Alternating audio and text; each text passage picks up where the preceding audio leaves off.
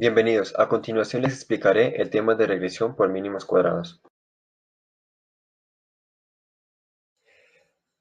La regresión por mínimos cuadrados se puede considerar como una estrategia que nos permite obtener ya sea una función, una expresión matemática o una ecuación que se ajuste de manera aproximada a la forma o la tendencia general de unos datos que tengamos ya sea en una gráfica o en una tabla. Para el método de regresión por mínimos cuadrados podemos aplicar distintas técnicas de acuerdo a la forma que tengan nuestros datos una vez son graficados. Por ejemplo, a mano izquierda tenemos un conjunto de puntos los cuales asemejan mucho a una parábola, lo cual nos permite generar una ecuación cuadrática que represente dichos datos, o por el contrario, una ecuación lineal para lo cual podríamos representar los datos que tenemos a mano derecha.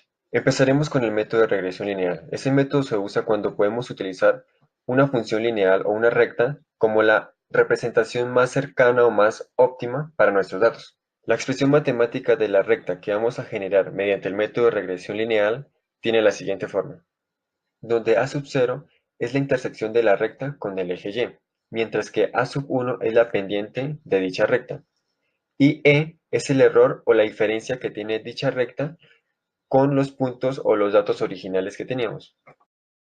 Ahora, para hallar cada uno de los coeficientes de nuestra ecuación, nos guiaremos de la tabla que tenemos a mano derecha.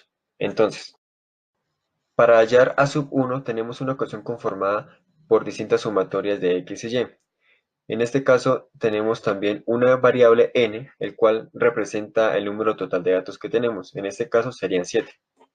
Para hallar a sub 0 tenemos una diferencia entre la media de los datos de y menos a sub 1, que ya lo hallamos anteriormente, por la media de los datos de x.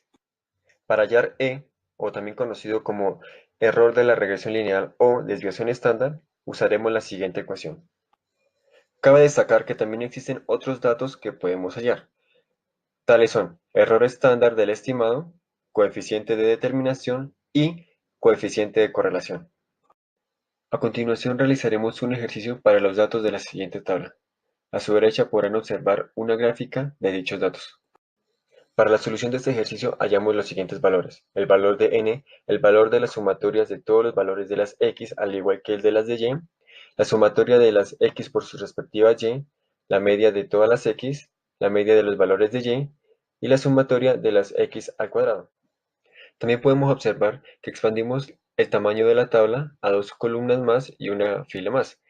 Estos datos son necesarios para el desarrollo de nuestro ejercicio. Una vez tengamos estos datos, podemos hallar los coeficientes de a sub 0 y a sub 1 para nuestra correspondiente ecuación. Reemplazando estos coeficientes en nuestra ecuación base, obtenemos la siguiente función. Abajo podemos observar una gráfica tanto de la recta como de los datos de la tabla. Ahora estimaremos los errores en el ajuste lineal por mínimos cuadrados. Aquí podemos observar la desviación estándar y el error estándar del estimado. Como se puede observar, la ecuación usada para la desviación estándar es diferente a la que se ha planteado anteriormente. Pero en este caso, esta ecuación es mucho más sencilla y mucho más fácil de utilizar.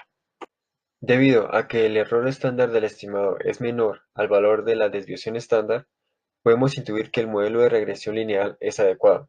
Por lo tanto, podemos optar por hallar el coeficiente de determinación y el coeficiente de correlación.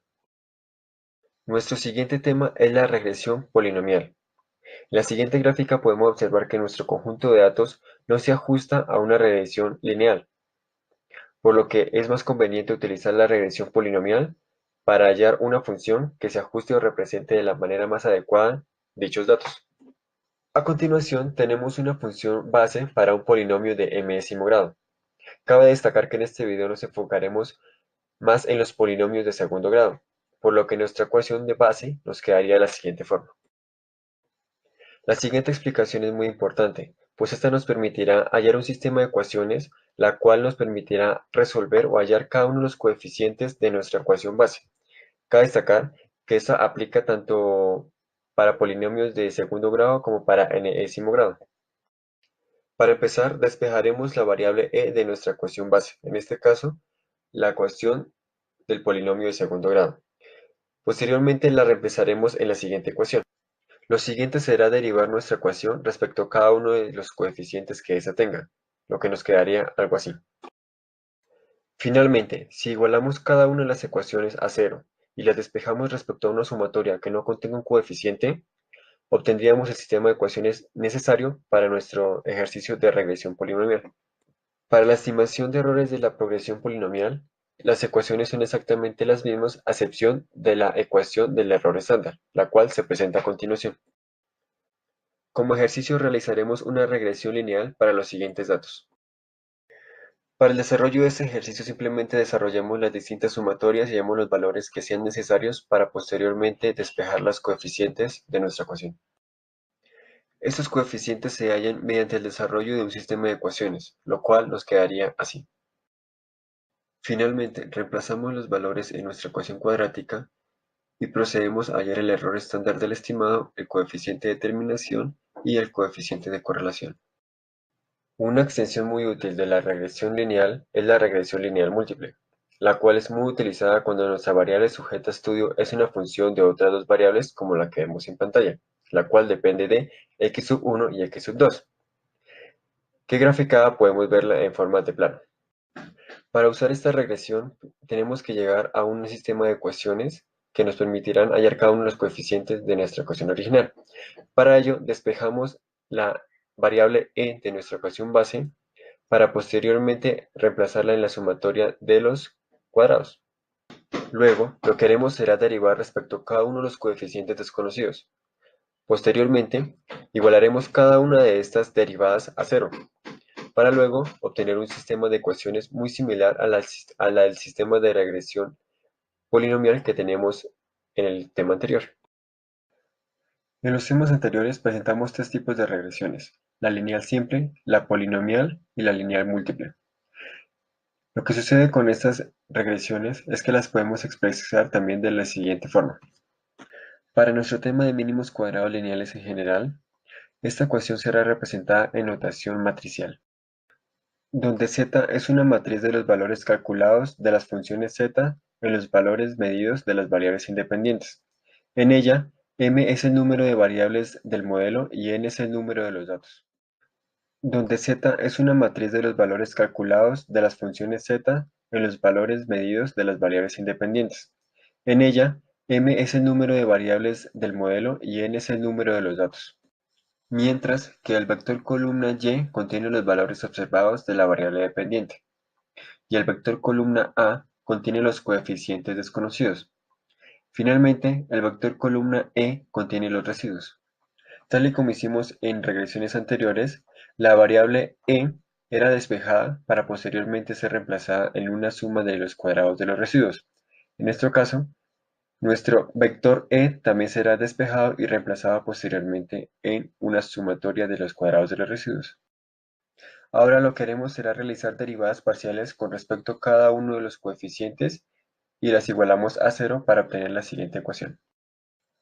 Para el desarrollo matricial de esta ecuación se proponen tres técnicas soluciones.